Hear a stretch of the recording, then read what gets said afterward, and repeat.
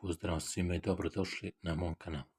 Ovom prilikom ću vam pokazati kako na Telegramu sakriti status viđene mreže. Pa da počnem. Uđete u Telegram, zatim ove 3 ravne linije sa strane, a onda u podešavanje. Zatim u privatnost i bezbjednost. Tu kliknete, a onda u posljednja aktivnost.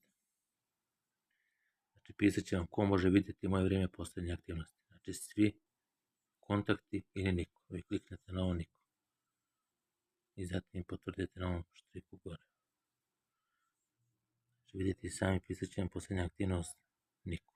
Neće moći da vidite. Znači, tada neće moći da vide vaši kontakti ni bilo ko drugi kada ste na mreži, a isto tako nećete moći ni vi da vidite druge kada su na mreži.